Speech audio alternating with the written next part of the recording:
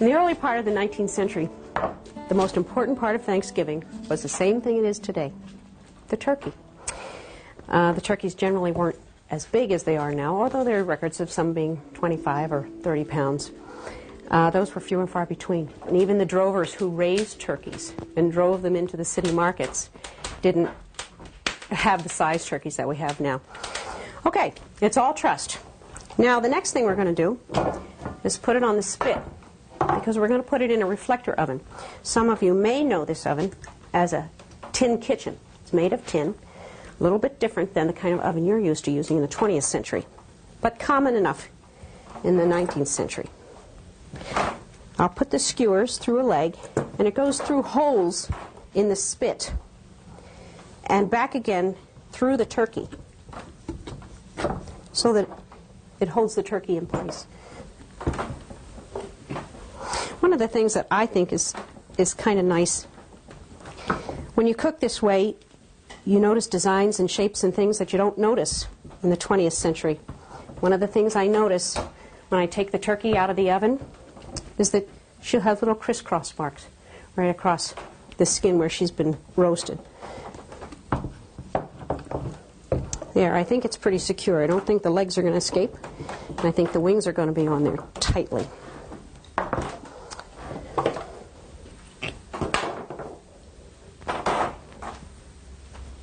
People ask me all the time where we get the utensils that we use. We have a lot of nice ones, that's true. This knife my son made for me. A lot of wonderful people that we've met through the years have a lot of interests like ours, and it's fun to trade and keep friends that way and keep memories that way. Now, the next thing we're going to do is put the turkey in the oven.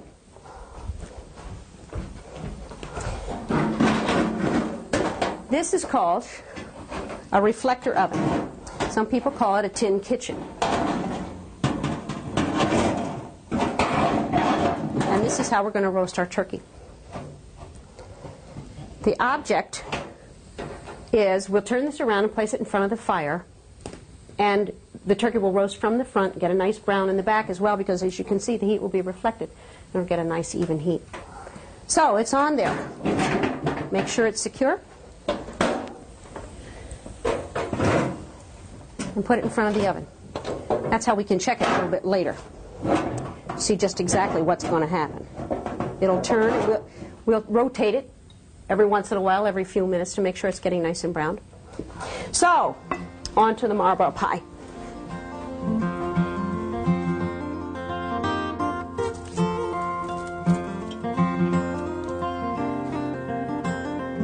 So, Marlboro pie, we'll make the crust first. And again, white flour, which is really a treat for us as well. We don't usually get to bake with white flour. And we'll use some lard. By this time of the year, there was a very good possibility that you didn't have very good lard left. Butchering time was done just after Thanksgiving, at the very beginning of winter, when things were cool. And at Thanksgiving time, you didn't have red meats to eat. You didn't have beef and pork. It's pork especially, because it hadn't been butchered yet. It wasn't ready yet. So that's why there's so much fowl. But there was a lot. In addition to turkey, there would be goose, there would be ducks, and chickens. Almost always a chicken pie. Just something delicious. Pip, I need to have some cold water, if you wouldn't mind, please. All right. Marlboro pie is a one-crust pie, which makes it easier. You don't have to use quite so much lard. If you're lucky enough to have good fresh lard left, which we do, then you'll have a really nice pie crust. And I'm sure that cooks everywhere made sure they had enough lard left for Thanksgiving, because the pies were delicious. You had a lot of pies, a lot of food. Even if there were 8 people coming for dinner, you might have had 6 or 7 pies. And that's in addition to all the meat you had. It was a time of great value, I guess a lot of value placed on the food and how delicious it was. Thank you.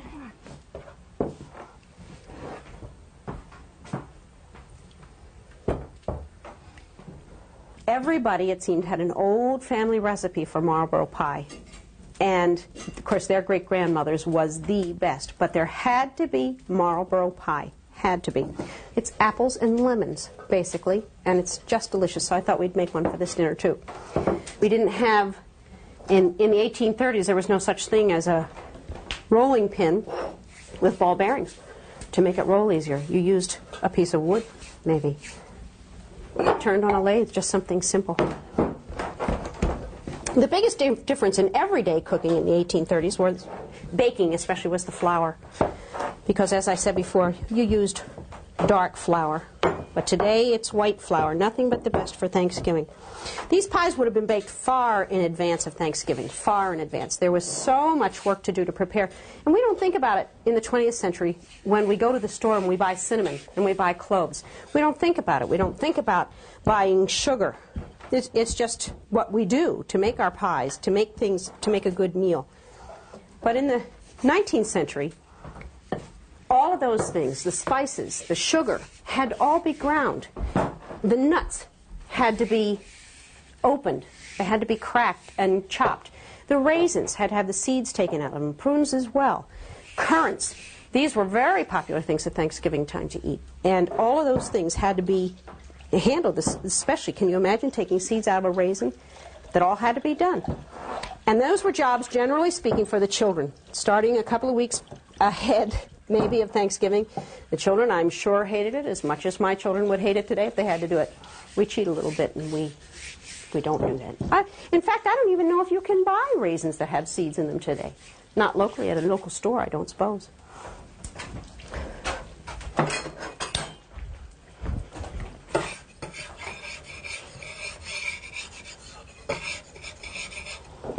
This crust is really short, but I learned with a Marlborough pie, it's the best kind. It almost makes it seem tart-like, and it's really delicious.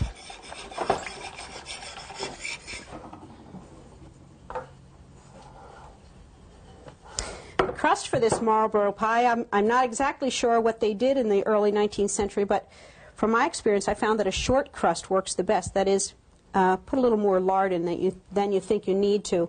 It makes it a little more bubbly, but it's a lighter pie, almost as though it might be a flan.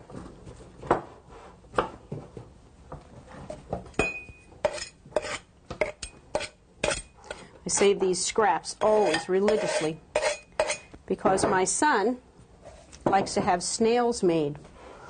For those unenlightened people who don't know what snails are, you simply roll out the extra scraps, fill it up with brown sugar and cinnamon, roll it back up again, slice it, and you just have little rolls made out of it. He thinks that's the bee's knees. Can't have pie if you don't have snails. And I remember Pip being that way too, actually. Are you still? Sure. These 20 years later? There's no reason to have pie if there aren't snails.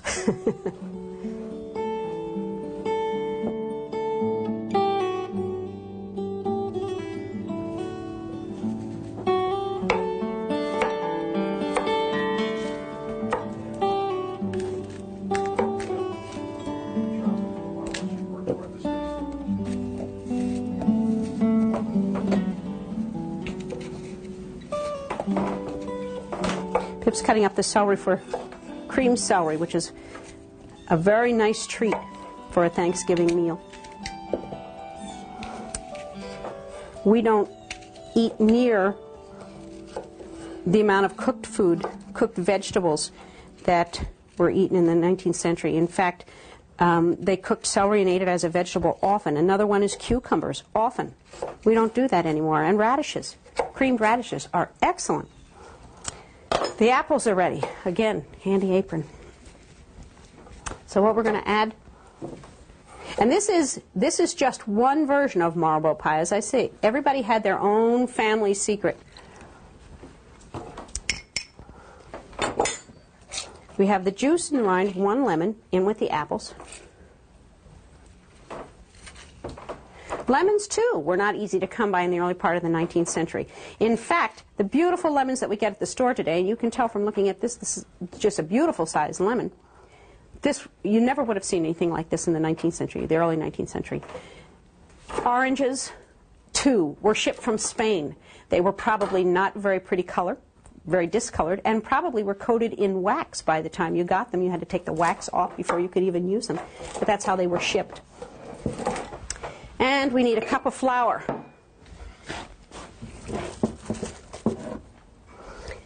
And again, a cup of sugar. And again, white sugar. And you think that by my pouring this out, it's just a wonderful thing, you're just going to pour out some white sugar. Well, remember that this sugar had to be pounded. It had to be used, actually, before it could even be put into recipes. This is the way you might have bought sugar in the 19th century. It came like this, hard, in a cone. It was called a loaf of sugar. And there are sugar snips. They're almost like scissors, and you break pieces off a little bit at a time and pound them with a mortar and pestle until you get the fineness of the sugar that you want. Sometimes a little lumpy if the children didn't do exactly what they were supposed to. So I'm putting in here a cup of sugar. My measuring cup happens to be an old cup with a broken handle. It's my favorite for measuring.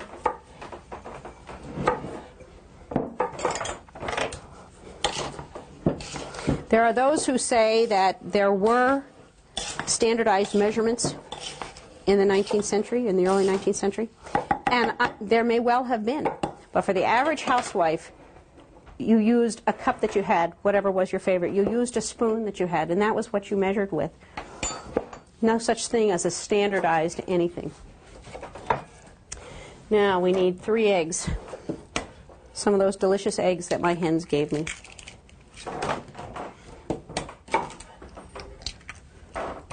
Pip, could you put some butter on just to melt, please? I need a half cup.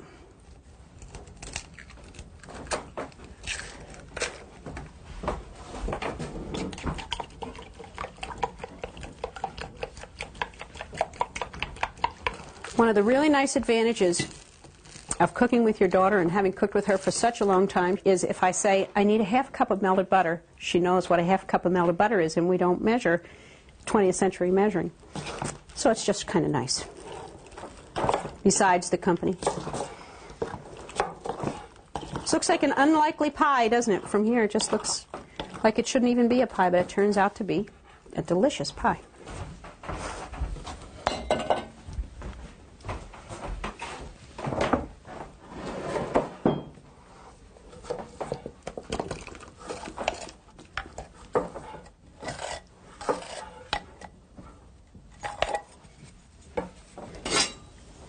The object is not to cook with ashes. You don't want the gray ashes. You want red hot coals to make a nice hot heat for the pie. Again, people ask me all the time, how do you know how many coals to use? How do you know how hot it's going to be? How do you know how long it will be before things are finished? Well, a lot of factors, but mostly experience, I think. So I draw the coals out and put them on the hearth.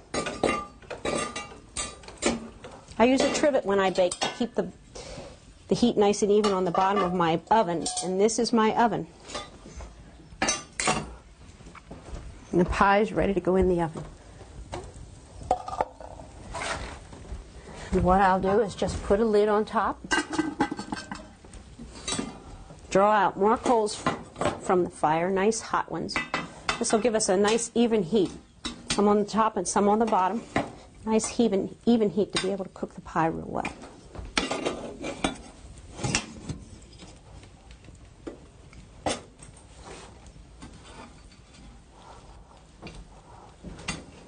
And we'll let that stay until the pie is finished.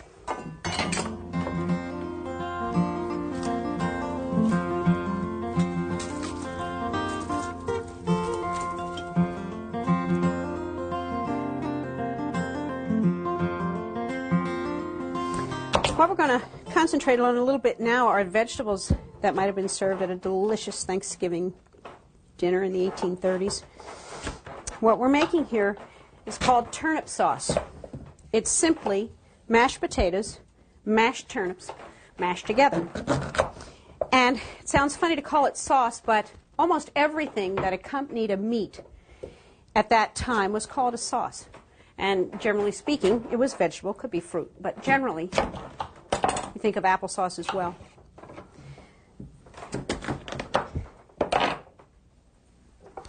So what we're going to do is just peel the turnips, put the potatoes in, unpeeled. We'll put them in to boil. That's probably enough, Pip.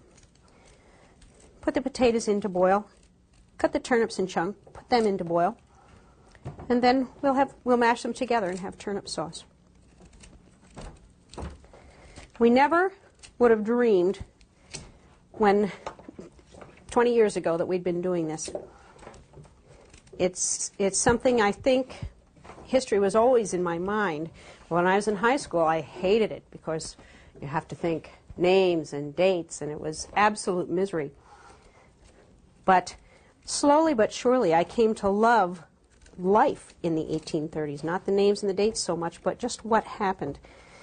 And I had someone tell me one time he was going to drag me kicking and screaming into the 20th century. Well, it just worked the opposite.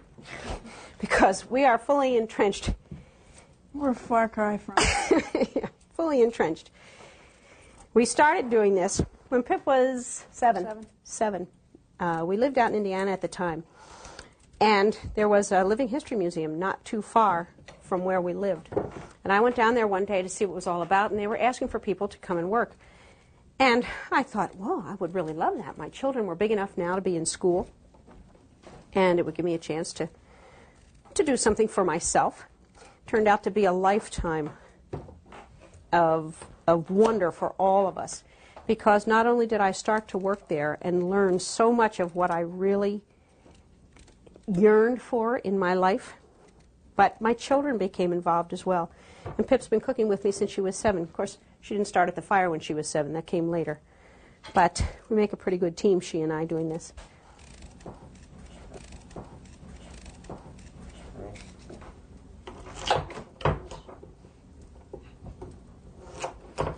We live this way. This is our home. When you come into our home, this is what you see. Maybe we're not dressed like this all the time, but this is the way we like to live, and we wanted to share it.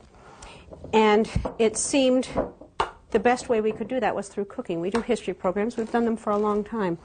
But it seemed like the best way to show people how life was in the 1830s was to share through cooking. There's some truth to the rumor that the way to a man's heart is through his stomach. Well, it's not only a man. It's the smells as well as the cooking. It's the sights when you come in and look at the fire. It's an intriguing thing. People don't get a chance to do that very much in the 20th century. And we wanted to share that. We've been blessed with a lot of people who share our vision and our dream. I think since the bicentennial, people have become much, much, much more interested in the old ways.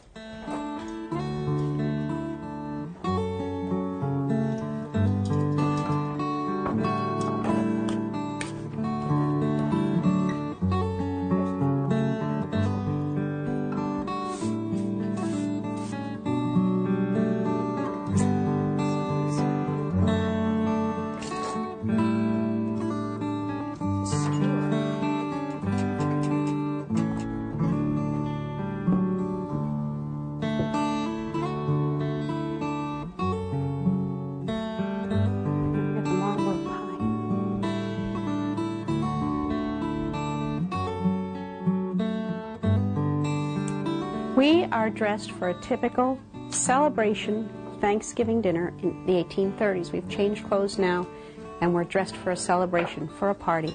And the table is dressed as well.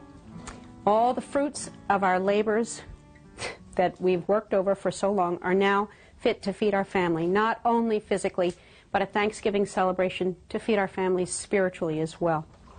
We've made chicken pie. Common in the 1830s, you had to have chicken pie. Creamed celery, as I mentioned before, celery was such a special item by the 1830s. We have cranberry pie, also had to have it at Thanksgiving time. Anything that was time-consuming now. You had time to make it because you took the time. During the everyday, work-a-day lives, people didn't have time to just do fancy things for dinner. But this is Thanksgiving. This is the time when you do it. This is the time when you make mashed potatoes and mashed turnips.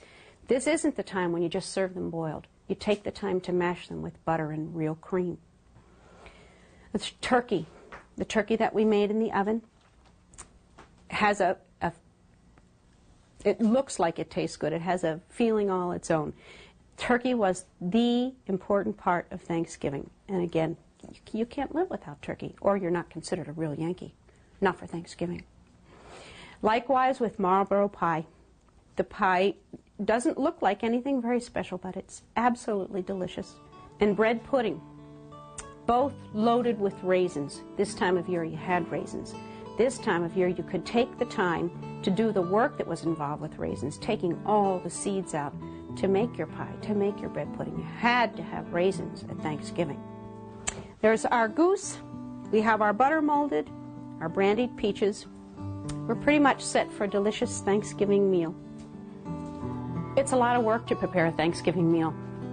It was a lot of work in the 1830s to prepare every single day meals, all day long, cooking every meal for your family. On Thanksgiving, you outdid yourself. You did it for your family. You did it to nourish your family, both body and soul. You spent most of the day in church, but when your family came home from church and your friends came home to your home, you wanted to show them the value that you placed on them. And so you cooked for them. What more can a mother do?